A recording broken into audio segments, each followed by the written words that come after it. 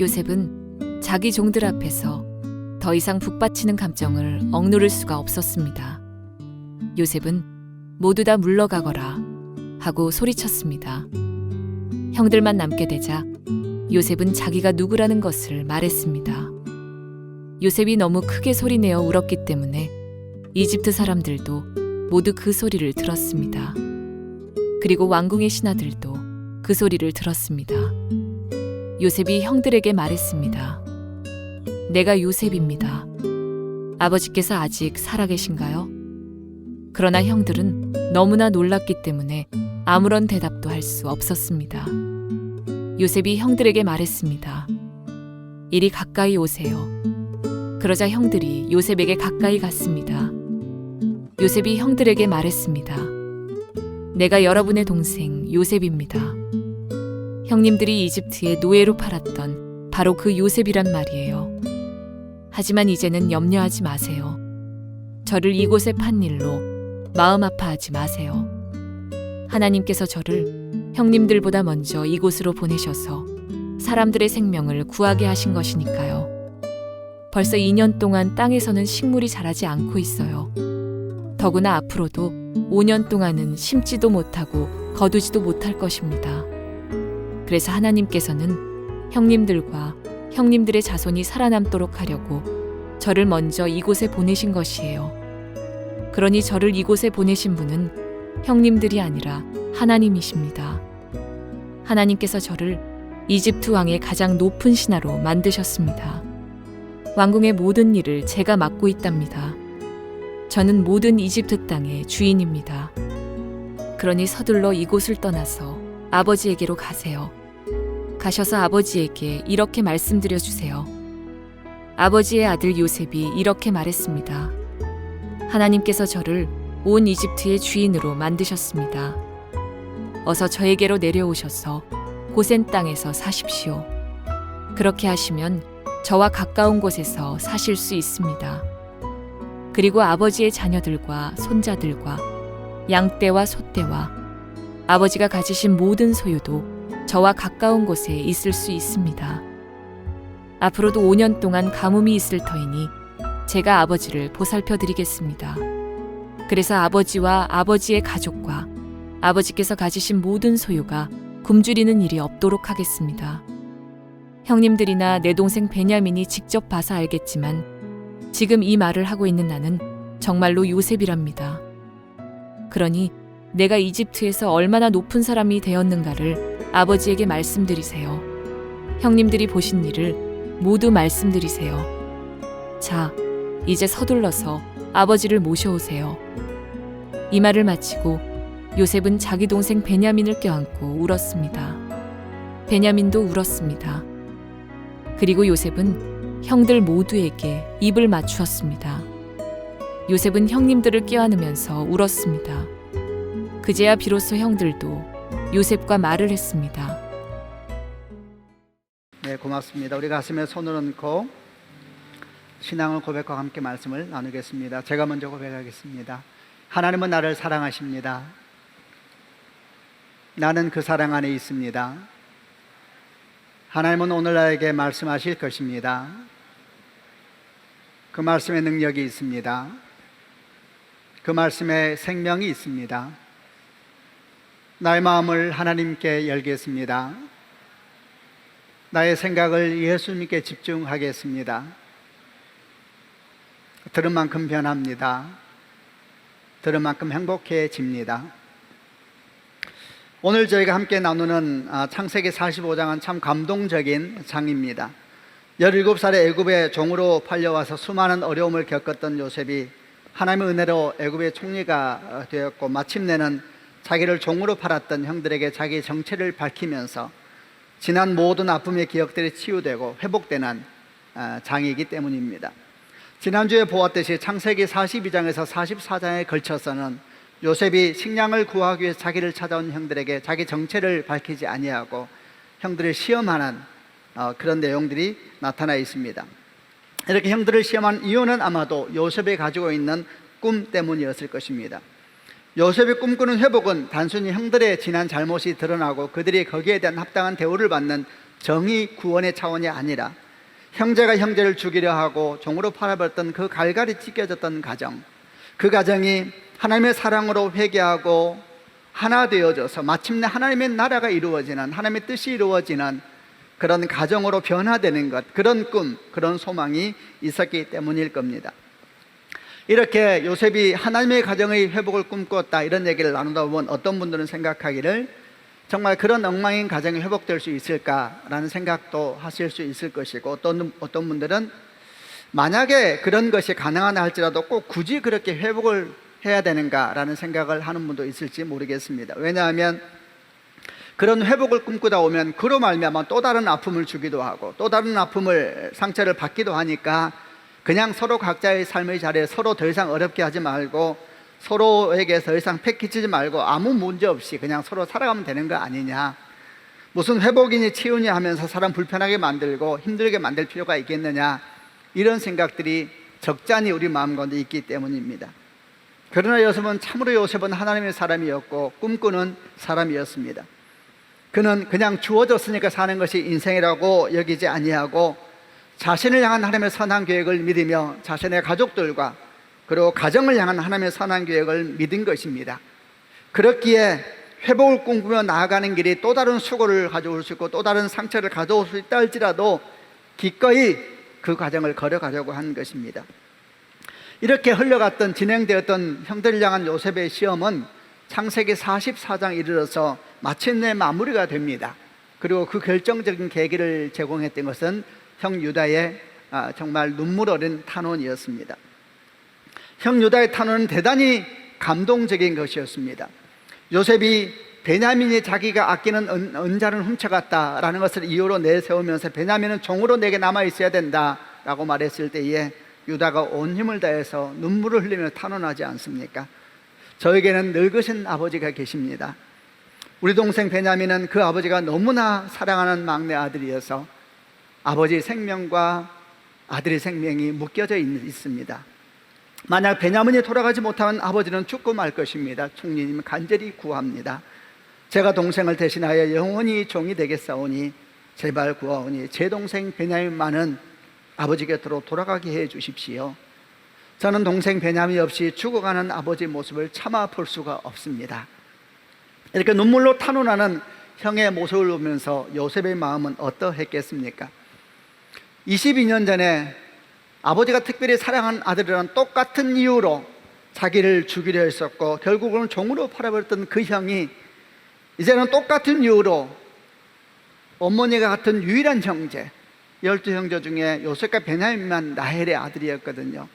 그 유일한 형제인 베냐민을 생명을 걸고 보호하려고 하고 그 베냐민을 사랑하는 아버지를 향한 마음을 눈물겹게 토하고 있는 유다를 보면서 아마도 요셉의 마음은 복받치는 감정을 억누를 수가 없었을 것입니다.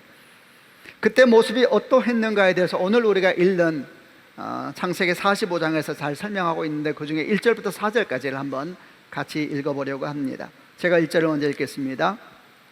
요셉은 자기 종들 앞에서 더 이상 북받치는 감정을 억누를 수가 없었습니다.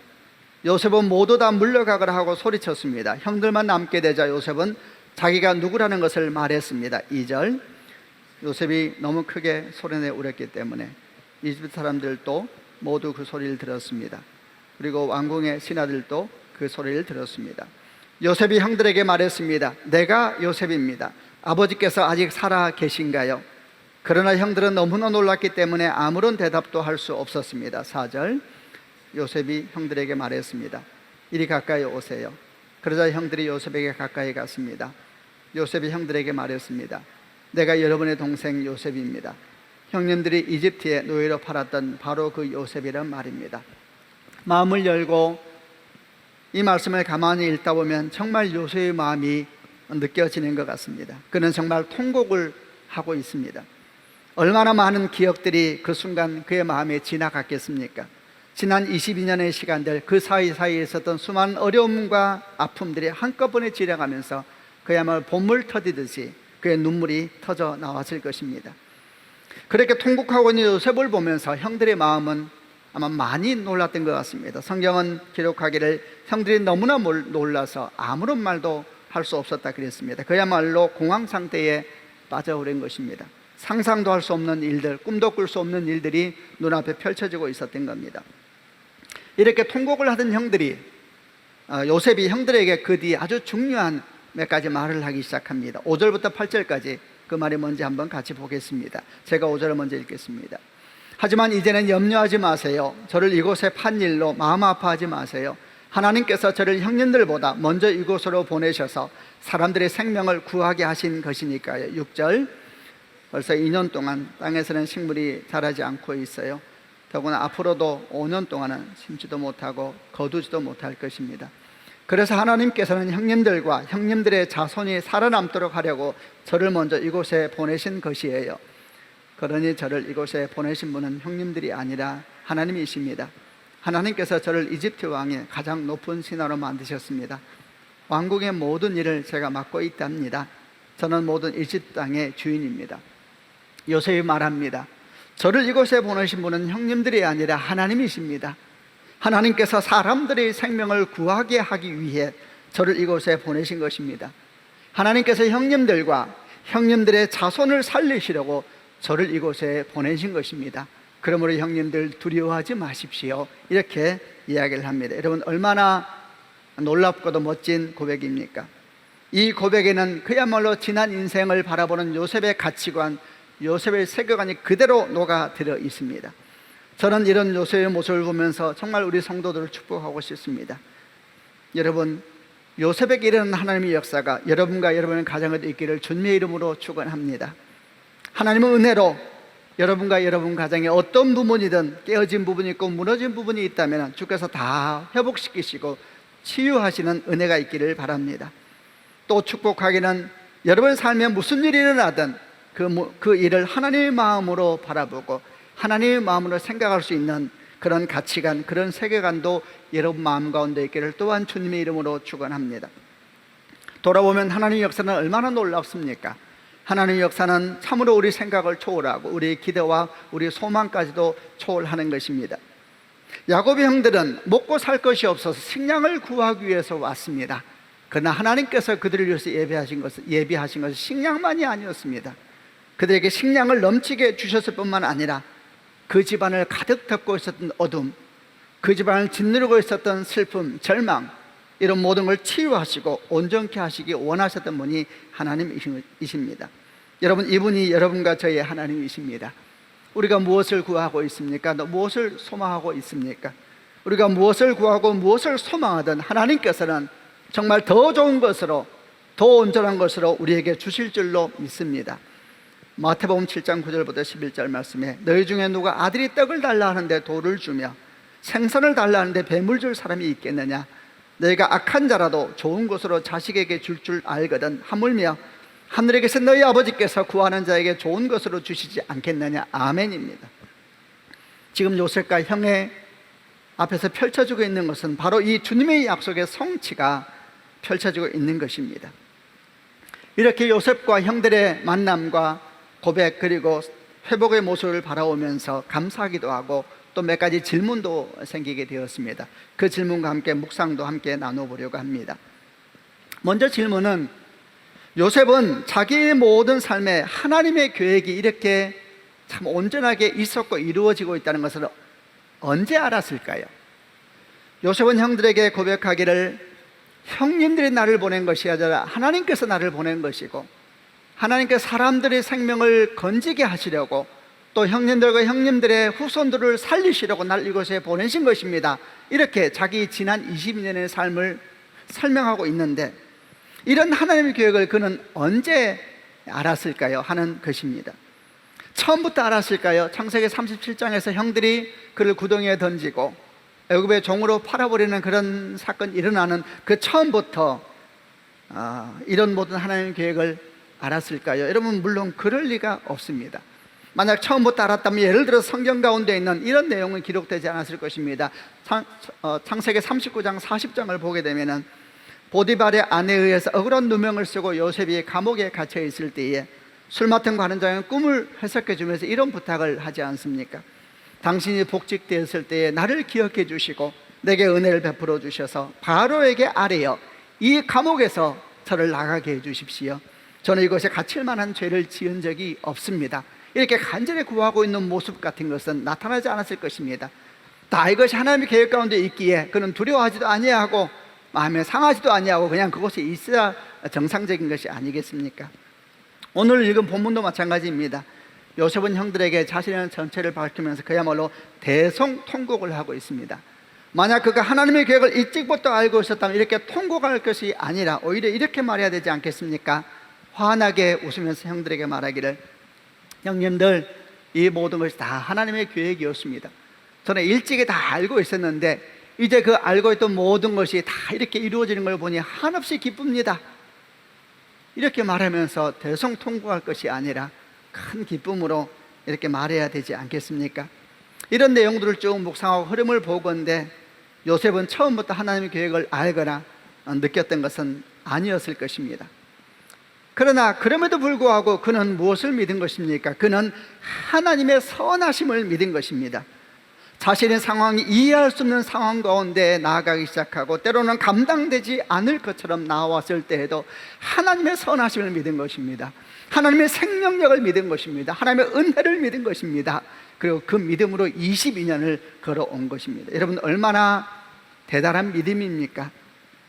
이해되지 않고 설명되지 않고 또 때때로 동의되지 않음에도 불구하고, 그럼에도 불구하고 예레미야 29장 11절에서 말씀하셨던 내용처럼 너희를 향한 나의 생각은 내가 아나니 재앙이 아니라 평안이요 너희 장래에 소망을 주라는 생각이라, 이렇게 말씀하신 하나님을 믿은 것입니다.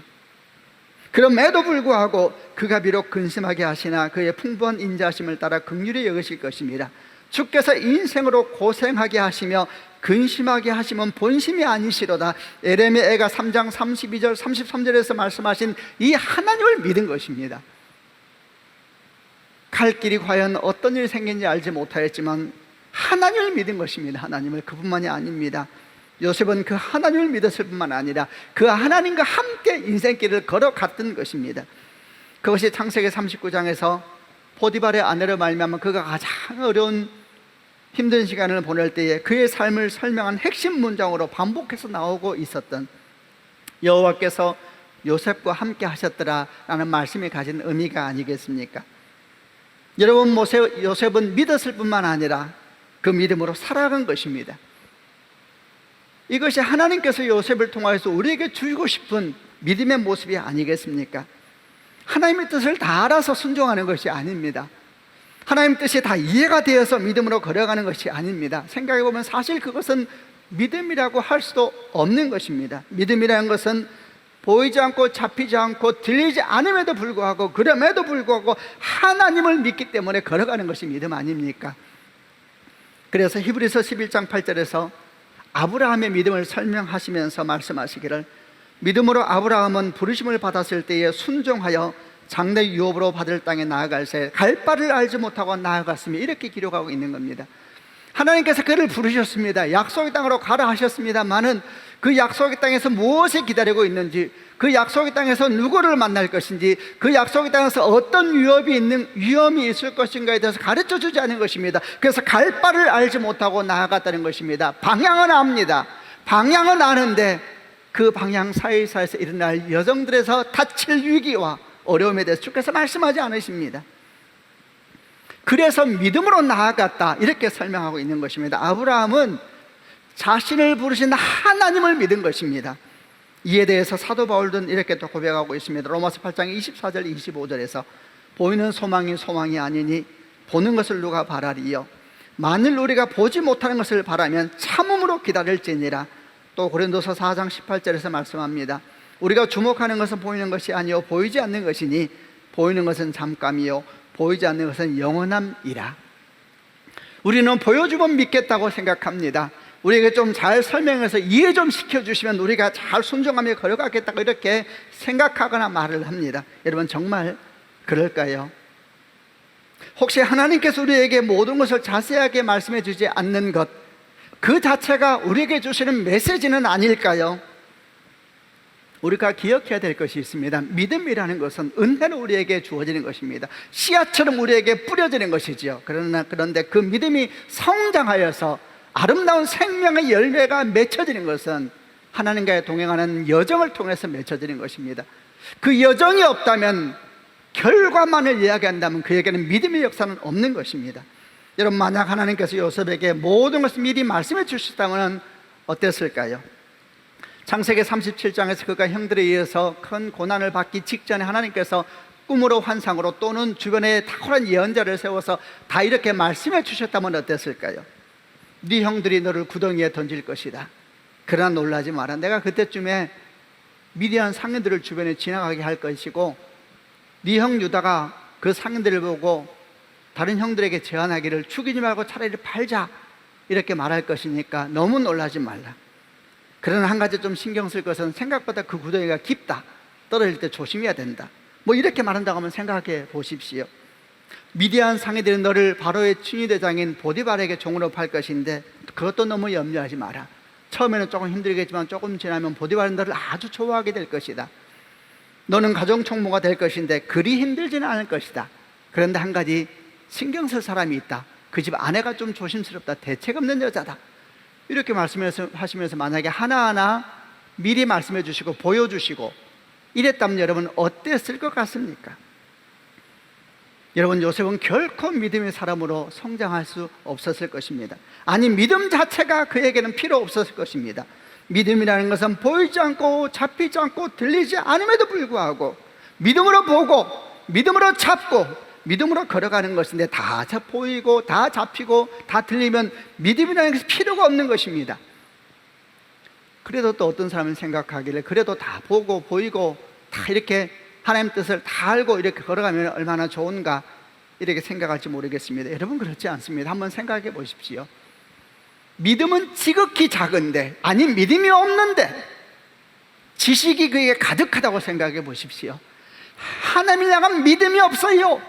근데 잘 알아요. 하나님처럼 똑똑해요, 사람이. 여러분, 그러면 어떻게 되겠습니까? 성경에 어쩌면 그런 사람처럼 보이는 한 존재가 있습니다. 이사야 14장 12절에서 아침의 아들 계명새라고 번역되고 있는 킹제임스 버전은 루시퍼라고 번역되고 있는 한 존재입니다. 루시퍼라는 뜻은 빛을 내는 자라는 뜻이기 때문에 개역 성경에서 아침의 아들 계명성이다 이렇게 번역을 하고 있습니다. 그 이름에서 보여주는 것처럼 이 천사는 아마도 하나님 아주 가까이에 있으면서 하나님을 섬겼던 특별한 지위에 있었던 천사로 보입니다. 그래서 어떤 사람들은 말하기를 아마도 천사장이 아니었겠느냐 이렇게 말하기도 하는 것입니다. 여러분, 이렇게 하나님 가장 가까이 있으면서 하나님의 뜻을 다 듣고 행하였던 특별한 천사였던 루시퍼, 그는 결국 어떻게 되었습니까? 그는 믿음은 없으면서 모든 지식을 알고 있는 존재처럼 등장하지 않습니까? 그는 결국 어떻게 되었습니까? 스스로 하나님 되기로 결정합니다. 사탄이 된 것입니다. 여러분, 얼마나 무서운 것입니까? 요점은 이것입니다. 믿음은 모든 것을 알아서 생기는 것이 아닙니다. 우리는 다 알 수 없습니다. 그것이 우리의 숙명입니다. 우리는 우리 자신도 모르지 않습니까? 그런데 그런 우리에게 하나님께서는 믿음이라고 하는 신비한 통로를 열어주시면서 우리에게 말씀하시기를 이 믿음과 함께 이 불완전하고 이 불확실한 인생을 함께 걸어가자 초청하고 계시는 것입니다. 그렇다면 요셉은 이런 하나님의 뜻을 언제 밝히 알게 되었을까요? 언제 하나님의 뜻이 완전히 환히 드러나면서 그가 온전히 알게 되었을까요? 그것은 아마도 형 유다의 탄원을 들으면서 어느 순간 그에게 임한 역사가 아닌가 생각이 들었습니다. 이렇게 묵상하게 되는 이유는 유다의 탄원을 들은 뒤에 터진 요셉의 울음이 너무나 깊고 무겁기 때문입니다.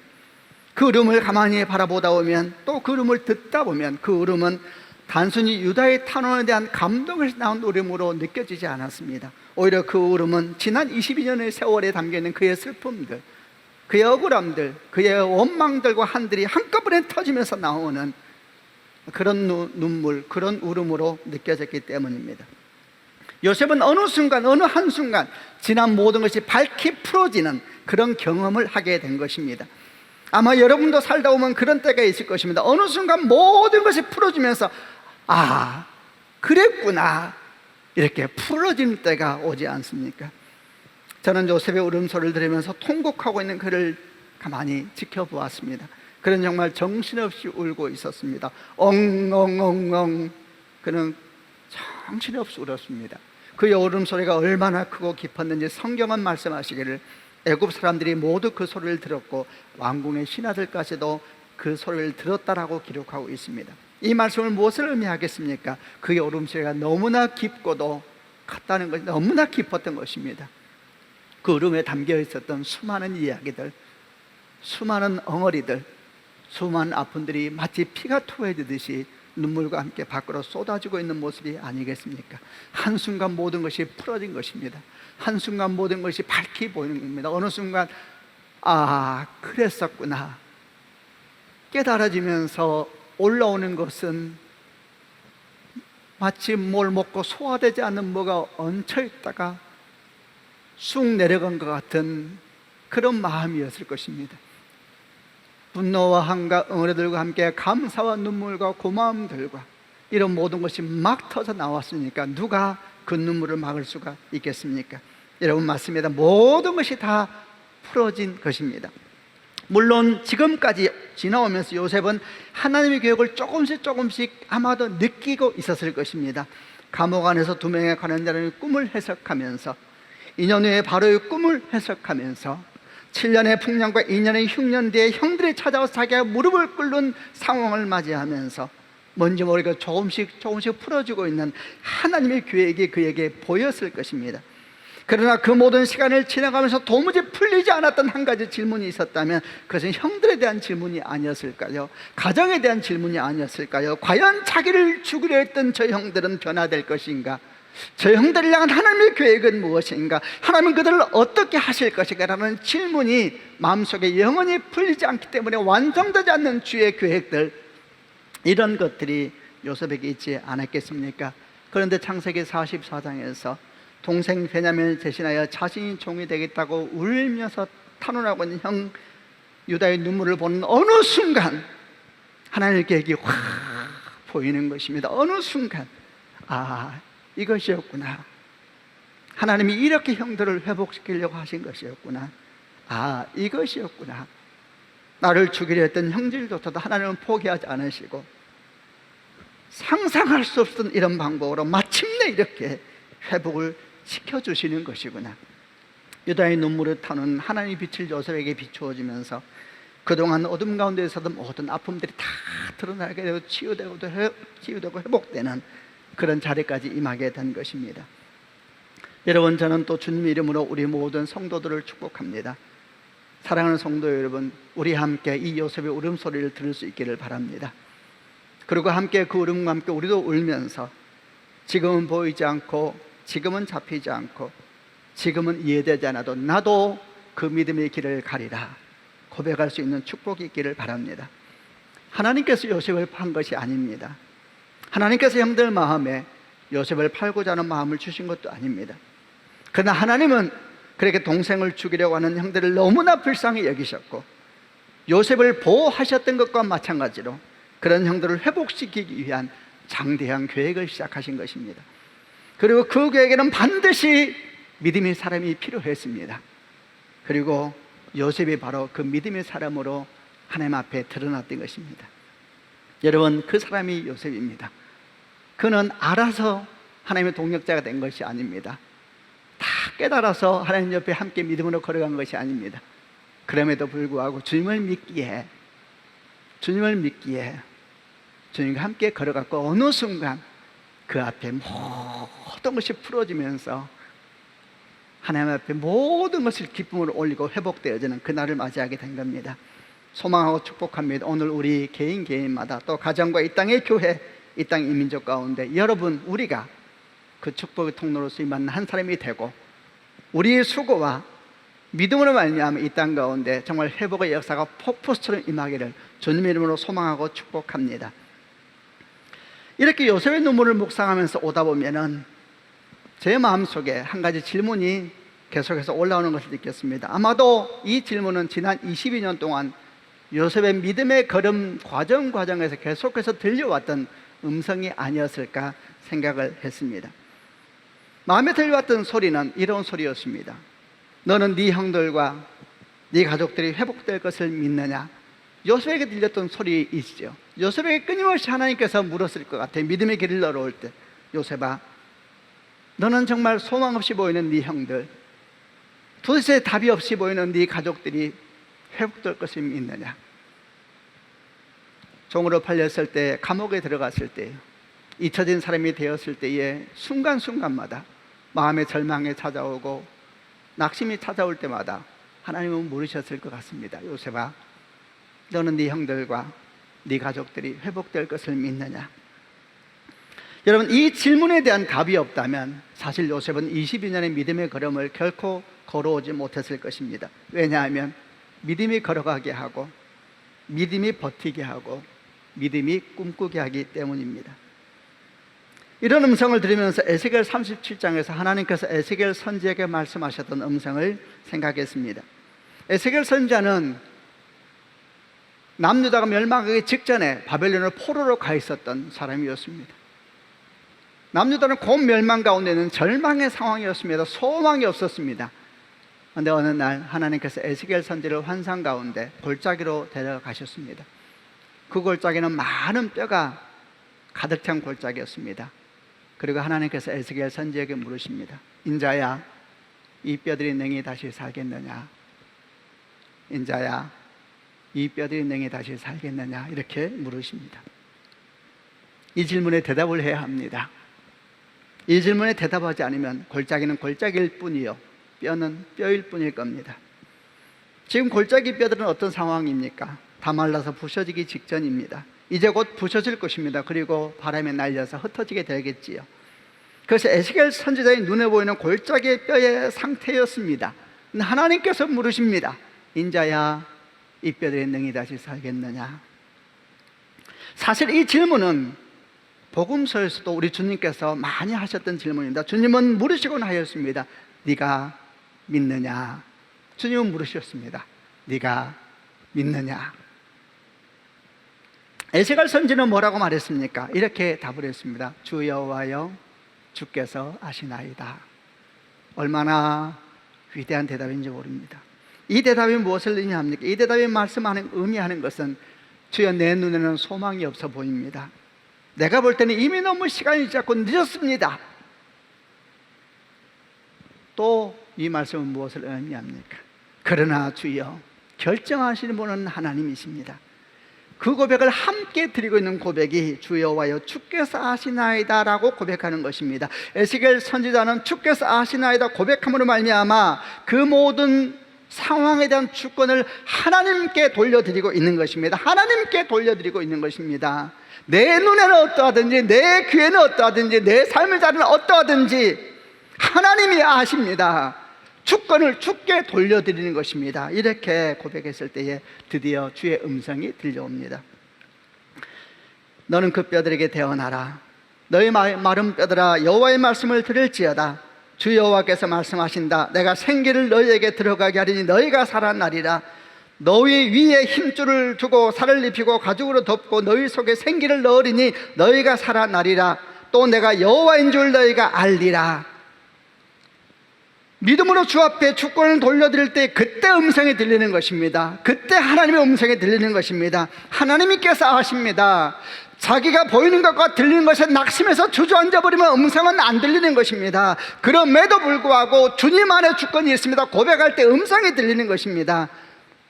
그리고 그 음성이 들리자 에스겔 선지는 믿음으로 그 명령을 대언하였습니다. 그랬더니 소리가 나면서 뼈들이 움직이고 이 뼈 저 뼈가 드럼 맞아지면서 서로 연결되기 시작했습니다. 그 뼈에 힘줄이 생기고 살이 오르고 그 위에 가죽이 덮였습니다. 아직 생기는 없었습니다. 다시 대언합니다. 생기가 그들에게 불어왔습니다. 그리고 골짜기의 뼈들은 큰 군대가 된 것입니다. 이것은 환상입니다. 이것은 계시입니다. 에스겔 골짜기 환상에서 무엇이 보입니까? 여러분, 요셉이 보이지 않습니까? 요셉은 22년의 시간 동안 많은 위기 어려움이 올 때마다 자기 마음속에 들어오는 질문을 들었을 것입니다. 요셉아, 너는 너와 네 가족이 회복될 것을 믿느냐? 요셉아, 너는 네 형제를 통해서 민족이 일어날 것을 믿느냐? 요셉아, 네 할아버지 아브라함에게 말했고 이삭에게 말했고 네 아버지 야곱에게 말했던 약속이 여전히 이루어질 것을 믿느냐? 끝없이 받았던 질문, 그의 삶은 우리에게 증거하고 있습니다. 그는 믿음으로 답한 것입니다. 그는 과연 어떻게 회복될지 몰랐지만 믿음으로 걸어왔고 마침내 유다의 탄원에서 그 회복의 길을 한순간에 보게 된 것입니다. 여러분, 동일한 질문을 같이 던지게 됩니다. 여러분은 여러분의 인생과 여러분 가족의 회복을 믿습니까? 여러분은 이 땅에 이렇게 위기 가운데 있는 교회와 분열되고 있는 민족의 회복을 믿습니까? 여러분은 마침내 이 땅에 하나님 나라가 임할 것이며 새하늘과 새 땅이 임할 것을 믿습니까? 오늘 우리는 요셉의 눈물 가운데 하나님을 바라보았습니다. 그는 믿음으로 승리했습니다. 그는 모든 상처와 아픔을 넘어서 회복과 치유를 경험했습니다. 그는 원수 같은 형제들을 축복받는 하나님의 동력자로 초청하였고 그곳에 함께 서게 되었습니다. 이 하나님의 초대에 이제 여러분을 주님께 초청하십니다. 축복합니다. 이 하나님의 사건이 여러분의 사건이 되기를 주님의 이름으로 축원드립니다. 아멘. 같이 기도하십시다. 가슴에 한번 손을 얹기를 바랍니다. 오늘 들은 말씀 가운데서 여러분 마음가운데 가장 다가왔던 말씀이 무엇입니까? 그 말씀을 지금 붙잡으시기를 바랍니다. 하나님 아버지, 이 말씀을 내게 주신 주의 말씀으로 내가 받아들입니다. 이 말씀이 내게서 그저 스쳐 지나가는 바람 같은 말씀이 아니라 생명의 씨앗처럼 심겨지게 하여 주시고 내 인생과 내 마음 가운데 뿌려지게 하여 주셔서 주께서 은총을 베풀어 주셔서 100배, 60배, 30배를 걷게 하여 주옵소서.